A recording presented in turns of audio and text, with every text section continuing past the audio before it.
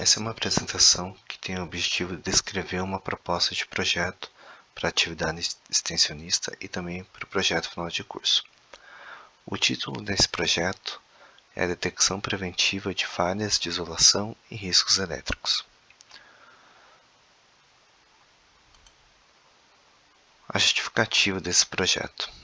Sistemas de proteção convencionais que utilizam disjuntores e dispositivos DR desempenham um papel muito importante na segurança. Eles previnem sobrecargas, curtos-circuitos e fugas de corrente.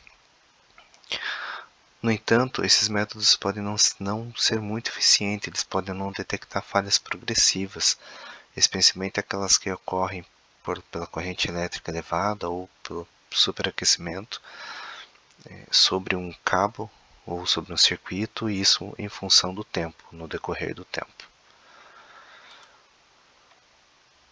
Como trabalham disjuntores e DR? O disjuntor trabalha com uma proteção de sobrecarga por bimetal térmico, ou seja, a partir do momento que ele tem uma sobrecarga acontecendo em determinado circuito, vai haver no interior dele o acionamento de um dispositivo de proteção que vai desarmar ele, e isso em função da temperatura. Já no curto-circuito ele tem uma bobina que numa passagem de corrente alta ela também vai acionar o disjuntor, provocando o desligamento dele. Já o interruptor diferencial, ou DR, ele protege contra fuga de corrente e choque. O principal objetivo dele é proteger as pessoas de um choque. E ele faz isso analisando uma diferença de corrente residual que pode existir entre o condutor de fase e o condutor de neutro. Então, o que a gente observa nesses dois casos, tanto no disjuntor quanto no DR, é que eles atuam, eles têm a sua proteção, mas ela é algo instantâneo. No momento em que aquilo acontece, ou seja, uma alta temperatura, um curto-circuito ou uma fuga de corrente instantânea, ele tende a agir. Mas ele não olha para esses problemas que podem acontecer em função do tempo, ou seja, se não bate no limiar desses dispositivos, eles não vão agir. Já no cabo, o que acontece no cabo com relação ao aquecimento ou à alta corrente, é algo que pode não ser visto por esses dispositivos de proteção, mas vai acontecer no condutor, principalmente quando a gente fala na corrente alta ou na temperatura alta.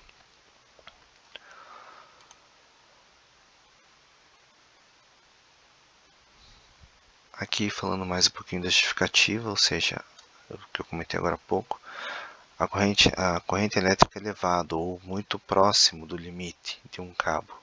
O objetivo desse trabalho é falar muito dos cuidados que se tem com os cabos flexíveis, cabos de PVC que estão conduzindo essa energia dentro de um circuito. Então, quando a gente olha desse ponto de vista, a gente consegue entender um pouquinho dessa justificativa, ou seja, a corrente elétrica elevada e o superaquecimento nesses cabos ao longo do tempo pode levar a um desgaste deles e pode fazer com que surjam, em função do desgaste, em função da falha ou em função da perda de isolação, o surgimento de tensões residuais ou fuga de corrente que vão acontecer entre os condutores ou dentro daquela tubulação, mas que vai existir ali uma indução elétrica, um campo elétrico dentro desses cabos. E o que a gente espera observar com esse projeto? Olhando para a corrente, olhando para essa energia que está passando nos cabos, tentar observar se a gente consegue enxergar, ou se é possível enxergar. Uma tensão residual, uma tensão fantasma que venha a surgir, que não faz parte daquela corrente nominal ou daquela tensão nominal, e também se, em função do tempo, a mesma corrente pode estar produzindo um aumento de temperatura, ou o que se espera é que esse cabo sempre mantenha a mesma temperatura em função da corrente que ele está transportando. Agora, se ele já possui a mesma corrente com um aumento de temperatura, nós podemos ter aí algum indício de falha, talvez até no sistema de isolação, permitindo que parte dessa energia acabe fugindo, escapando, ou que possa estar acontecendo ali em função do desgaste, em função da deteriorização tanto da isolação quanto do cabo, um aumento da resistência e por consequência um aumento da temperatura, provocando às vezes ali o efeito Joule, quando não até um incêndio. E de onde vem essa ideia? Como que ela surge? De um caso que aconteceu comigo mesmo. Então, um disjuntor de chuveiro que por uma razão específica, um momento específico, esse chuveiro ficou ligado em torno de 25 a 30 minutos continuamente. Não houve nenhuma detecção pelo disjuntor de um superaquecimento em função dessa corrente que estava passando, ele continuou trabalhando normalmente. Já passado algumas horas, o chuveiro foi desligado, passado algumas horas, quando ele voltou a ser utilizado, o disjuntor começou a apresentar um desarme, como se estivesse acontecendo ali um curto-circuito. Na análise, olhando fisicamente, eu observei que ele é um chuveiro 220 com duas fases, então houve um superaquecimento no cabo. Infelizmente eu não guardei esse registro em imagem, mas houve um superaquecimento do cabo na extremidade dele, no ponto de conexão com o disjuntor. O que pela imagem pode se comprovar naquele ponto da conexão do disjuntor, naquele pino específico, que houve um desgaste, houve uma queima ali, e não houve nenhuma reação do disjuntor, nenhum desarmamento ou qualquer coisa que pudesse sinalizar. Passado esse evento, na próxima utilização ele começou a apresentar desarmes, mas possivelmente porque ele já alcançou o limite de desgaste, ele começou a apresentar uma falha, não necessariamente uma proteção. A partir daquele momento o chuveiro ligava, o disjuntor desligava. Ligava de novo, o disjuntor desligava, mas ali ele já apresentava uma falha de operação. Então não houve nem uma ação no momento de aquecimento e também após isso começou a apresentar uma falha de operação, que resolveu substituindo o disjuntor. Com todo esse contexto, qual que é o objetivo principal desse projeto? Então, olhando para essa oportunidade de estar avaliando o que acontece no cabo, vem o objetivo do projeto, que é desenvolver um protótipo de um sistema de monitoramento para a identificação de falhas em circuitos elétricos utilizando sensores de temperatura, corrente e tensão. A ideia é que com essas três variáveis possa-se trabalhar alguma técnica de análise de dados que possa prever e detectar essas possíveis falhas, que não são perceptíveis diretamente por esses dispositivos. Aqui falando um pouco dos sensores que estão sendo utilizados nesse projeto.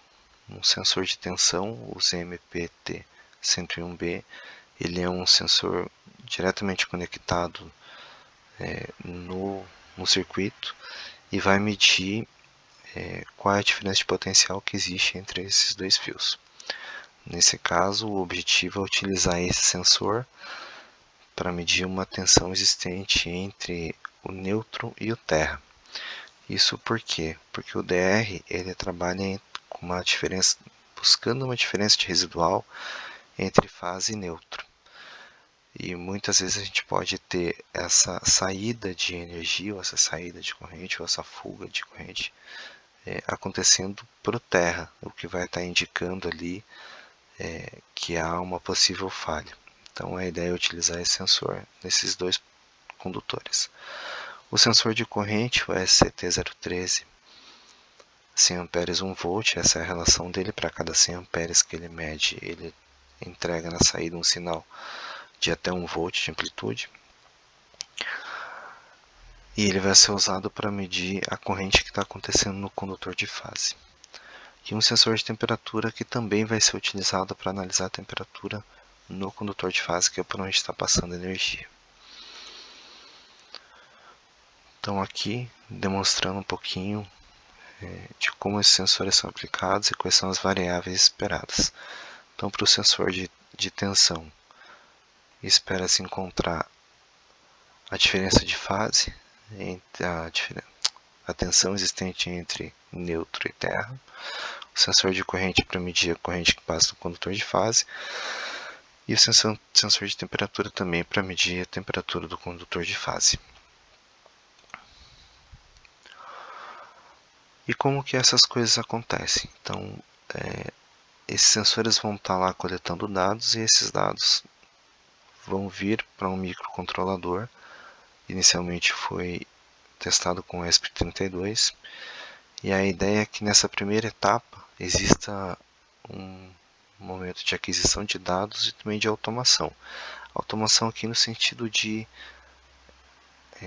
alertar para o problema que está acontecendo. Então, por exemplo, eu posso ter nessa primeira etapa a leitura desses sensores, e caso aconteça alguma medida, uma medida além do que é previsto, tá? Por exemplo, tocando um buzzer, acendendo uma luz, tomando alguma ação que não, alguma atuação que não seja necessariamente a desligar o circuito.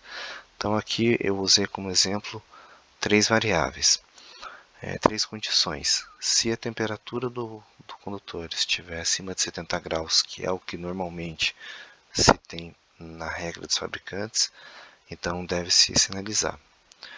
A mesma coisa com relação à corrente. Caso essa corrente esteja acima de 10 amperes, que é uma medida também próxima do condutor que está sendo utilizado aqui, vai haver essa sinalização. Ou caso essa diferença, essa tensão residual existente entre fase e neutro seja superior a 3 volts, então também deve haver esse alarme. Então o projeto, nessa primeira etapa, ele prevê a leitura dos dados e uma automação no sentido de alertar caso algum desses limites, ou desses limiares, sejam atingidos. Na etapa 2 desse projeto, a ideia é de que esses dados, que continue acontecendo a aquisição e a automação, mas que esses dados também sejam enviados via broker MQTT a uma plataforma de apresentação. Então, no primeiro momento, eu só tenho um alarme local, e nessa etapa eu já começo a ter esses dados apresentados em um dashboard, em um site ou algo nesse sentido, sendo que esses dados são transportados até essa camada de apresentação utilizando esse broker MQTT.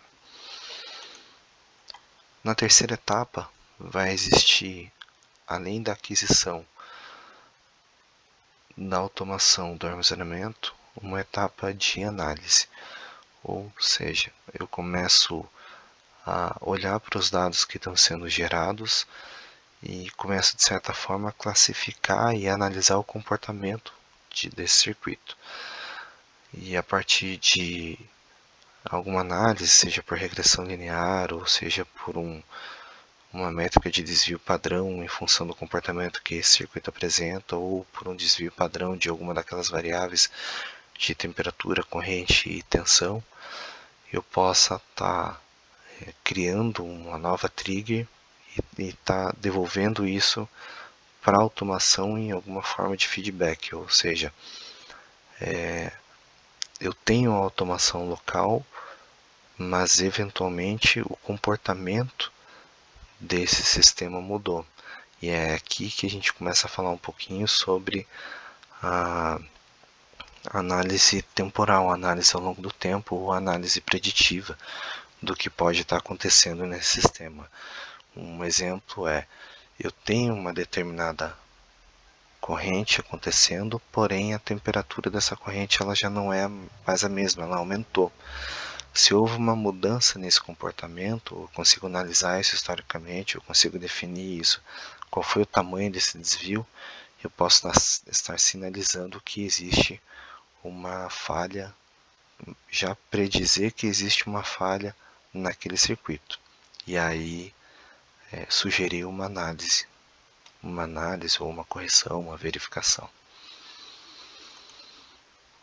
Na quarta etapa a partir de que todo esse sistema de monitoramento, desde a aquisição dos dados que vem dos sensores até o envio ao servidor de armazenamento e também de análise, toda essa parte de broker MQTT, feedback, com tudo isso funcionando, a ideia é que deixe de existir um analisador, um sensor único, um ponto único de análise, e estes pontos sejam expandidos. Então, ao invés de eu ter um sensor só em cima de um circuito, eu consiga estar analisando 2, 3 circuitos dentro do mesmo ambiente e estar enviando essas informações através de uma rede de conectividade entre dispositivos. Aqui é sugerido a utilização de LoRa, somente LoRa, protocolo, somente a conectividade de LoRa, sem LoRaWAN, ou seja, uma rede mesh falando entre todos os dispositivos, tendo de um lado os emissores e tendo do outro lado os coletores, tendo do lado dos sensores os coletores e como gateway um receptor que vai seguir com todo esse envio de dados para o broker MQTT e outras ações que podem estar acontecendo. E esse alarme ele pode estar acontecendo tanto de forma local, onde está aquele dispositivo, quanto de forma centralizada, ou seja, se eu tenho um gateway e esse gateway fica próximo a um quadro, por exemplo, quadro de distribuição, eu posso estar alarmando próximo àquele quadro e eventualmente alguém ter uma ação de ir lá e desligar aquele disjuntor. Então eu deixo de ter essa ação especificamente no circuito, onde eu posso estar sugerindo o desligamento de uma carga, que pode estar gerando esse problema, e passo a levar isso também, estender isso também para o quadro de distribuição.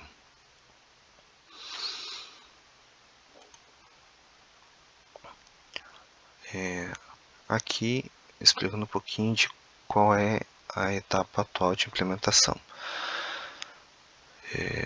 Hoje, exatamente no momento em que eu estou gravando essa apresentação, a etapa que está acontecendo é a etapa de aquisição de dados. Então, até peço desculpa essa apresentação está errada. O que está acontecendo nesse momento é a utilização de um controlador Arduino que está lendo as variáveis dos sensores e está trabalhando na automação. Essa camada do broker MQTT ainda não acontece.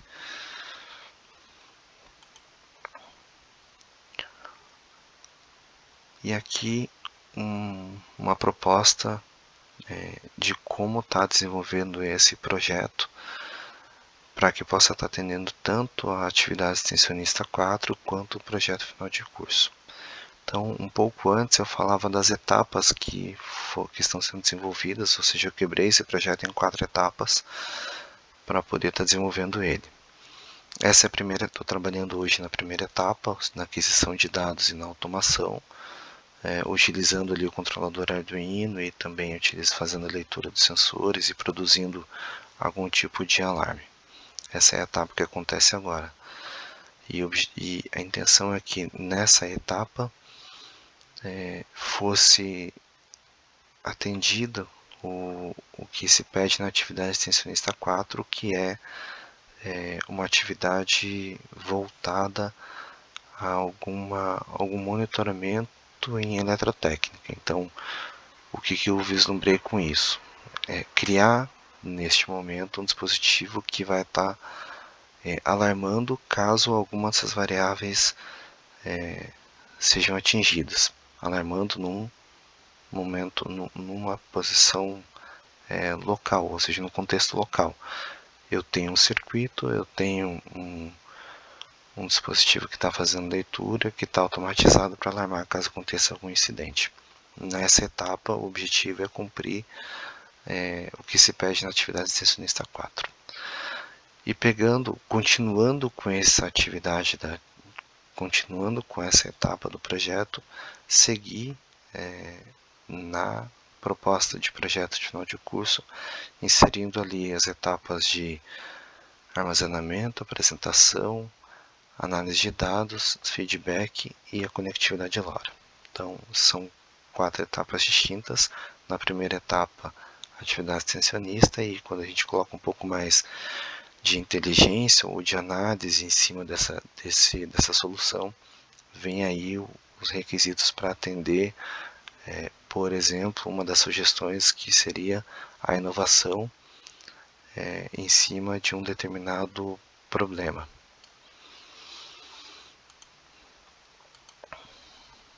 Aqui falando um pouquinho sobre o ambiente de testes no desenvolvimento desse projeto, como ele vem acontecendo, e o ambiente de testes. O que eu fiz foi criar um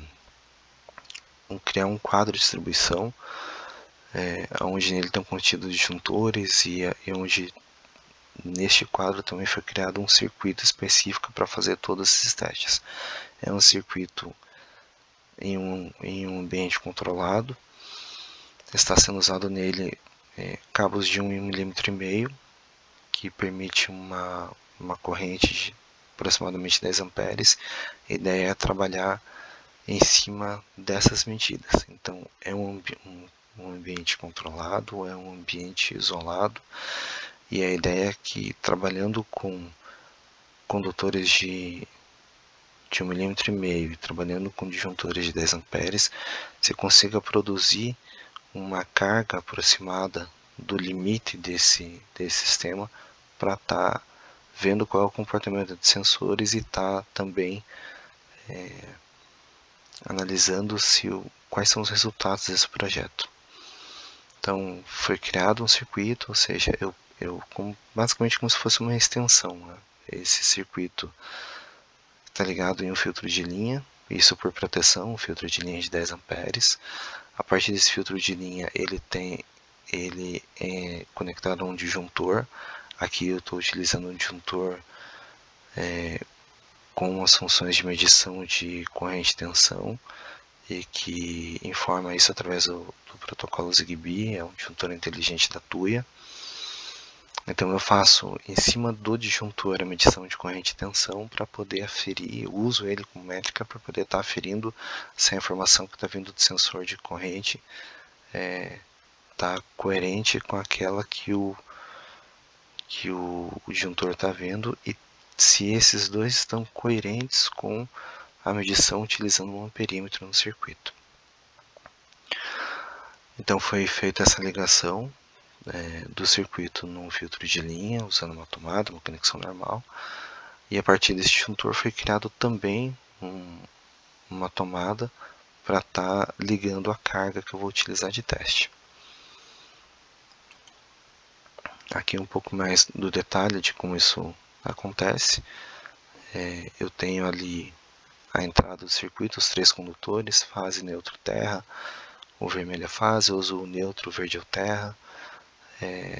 Fase neutro entra num disjuntor, sai desse disjuntor e alimenta outros 2 disjuntores que estão simbolizando ali os 2 circuitos de teste. Tem o barramento de neutro e tem o barramento de terra. E as ligações dos sensores. O sensor de temperatura está ligado no fase, o sensor de corrente também está conectado ao fase. Aqui um pouco mais de detalhe, sensor de corrente e sensor de temperatura. Aqui é como ele está ligado, a conexão com a rede elétrica, ou seja, eu peguei uma tomada, um filtro de linha e liguei, criei ali conectei uma tomada com fase neutro terra que vai chegar no disjuntor. E na saída daquele disjuntor também uma tomada de 3 saídas para estar colocando a carga em cima conectando os positivos em cima dessa tomada, dentro dessa tomada, e está produzindo uma carga para estar realizando os testes de temperatura, corrente, tensão, enfim, tudo aquilo que você espera do projeto. Aqui é o detalhe do conector do sensor de corrente conectado ao fio de fase, o sensor de temperatura, ele foi preso ao condutor de fase usando fio isolante, ele é um sensor digital e ele é um sensor digital com uma base metálica, um pouco mais eficiente, com uma área também um pouco maior de medição, então ele está fixado ao corpo do condutor de fase para estar medindo isso. Aqui o amperímetro que está sendo utilizado para avaliar a corrente que está passando no condutor de fase, isso no meio do circuito que foi criado. E aqui os equipamentos que eu vou estar utilizando para produzir essa carga. Eu tenho algumas impressoras 3D e elas apresentam um pico de corrente no momento que elas estão aquecendo. Então, até para poder gerar um teste com um pouco mais de segurança, a ideia é de que ligando 4 ou 5 impressoras eu consiga chegar muito próximo ou além dos 10 amperes que estão sendo estimados aqui nesse circuito, mas esse pico ele vai acontecer por poucos minutos, 2, 3, 4 minutos, e a partir daí eu consiga estar observando qual é o comportamento da temperatura, qual é o comportamento da corrente e também se vai existir ali uma fuga entre neutro e terra. Aqui contando um pouco do histórico de como esse projeto vem acontecendo, eu comecei a trabalhar nele mais ou menos em maio do ano passado, depois que avaliei bastante, depois que acabei passando por aquele incidente, comecei a olhar para aquele problema, comecei a aproveitar essa oportunidade da atividade extensionista e também já vislumbrando o projeto final de curso, o TCC, e comecei a avaliar algumas possibilidades para estar realizando esse projeto. A primeira delas era que esse projeto tinha um foco na detecção da falha de isolamento, especificamente do cabo. E aí eu utilizava ali variáveis de corrente e temperatura. Ou seja, se eu tenho a mesma corrente produzindo uma temperatura maior, é bem provável que estava acontecendo alguma coisa ou com o condutor ou com a camada isolante. Então ele provavelmente não estava mais isolando a contento. E eu tive como base dessa análise a lei de Arrhenius, que é uma lei que avalia a degradação dos materiais em função do aumento da temperatura. Então, Arrhenius dizia em alguns momentos que haveria ali uma perda de aproximadamente 50% de isolação caso a temperatura excedesse X%. Agora me falhou um pouco a memória. Mas o Arrhenius dizia algo no seguinte sentido: caso a temperatura de operação de um fio fosse muito superior à que ele suporta por um determinado período de tempo, ele teria uma perda de meia vida dessa isolação. E isso ia acontecendo em meias vidas até que se tornasse um isolamento totalmente degradado. E aí a gente teria condições, aconteceria nesse circuito condições para que, por exemplo, ele perdesse sua camada de isolação e acabasse provocando um curto-circuito. Então trabalhei alguns meses nisso, inclusive acabei produzindo um modelo de análise, utilizando ali um aprendizado por regressão linear.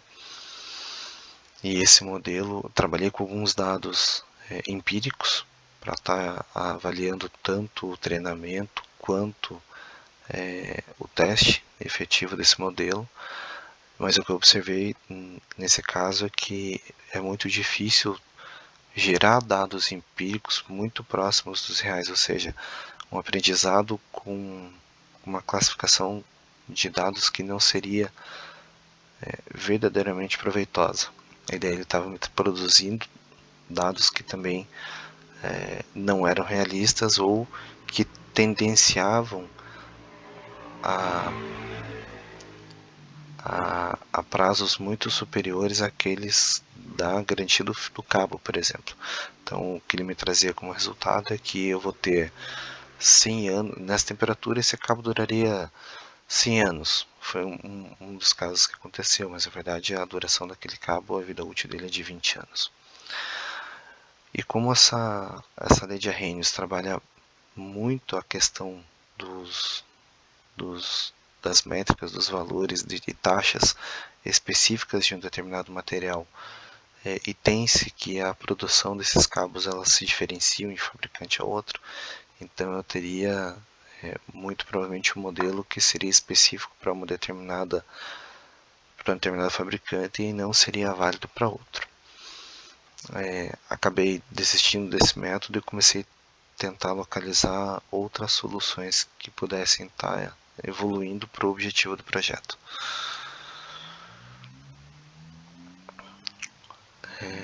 Depois que eu comecei a trabalhar na leitura das variáveis de temperatura, tensão e corrente, houve um momento em que eu fui aferir se a criação dessa rede mesh, realmente eu conseguiria fazer a criação dessa rede mesh com coletores e com receptores e enviando tudo isso para outros sistemas do broker MQTT, por exemplo. Então, em determinado momento eu parei de trabalhar na avaliação dessas variáveis e foquei um pouco na construção dessa rede LoRa entre os dispositivos, o que também aconteceu utilizando esse controlador da Realtek ESP32, que já vem com um módulo LoRa embutido nele.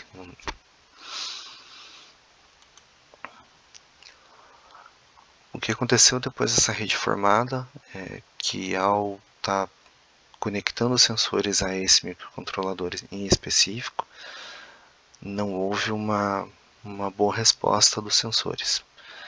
Eles não traziam as informações corretas. Então, o que eu fiz foi sair desse ambiente de leitura de dados e rede LoRa usando esse controlador e passei a utilizar a me preocupar só com a leitura das variáveis, a leitura de sensores, utilizando um outro controlador, dessa vez só um ESP32, para estar fazendo essas leituras, o que também acabou não evoluindo com muito sucesso. E no novo passo, que é o que eu acabei chegando agora, eu peguei esses sensores e trouxe eles, conectei esses sensores a um controlador Arduino, usando ali todas as bibliotecas Arduino, que por já ser um sistema mais popular, por já ser um controlador mais popular, de uso até didático, acaba sendo mais fácil validar esses sensores em função da biblioteca, das bibliotecas que já estão disponíveis aí no mercado, em vários sites e várias literaturas, para estar fazendo aquisição desses dados. Então, eu acabei voltando o projeto ao início dessa etapa inicial, para poder estar validando se os sensores que eu tinha em mãos, eles de fato estavam funcionando. O objetivo de estar usando o Arduino agora é para que eu possa aferir de que sim, tanto o sensor de temperatura, quanto tensão, quanto corrente, eles estão funcionando de forma correta, para daí então fazer o segundo passo, que é levar para um ESP32, e para daí o terceiro passo, que é levar para o controlador da Realtek, que já tem um LoRa embutido. Bom, aqui eu finalizo a apresentação, contando um pouquinho de toda essa etapa de como surgiu a ideia, de qual é o propósito, da divisão das etapas para atender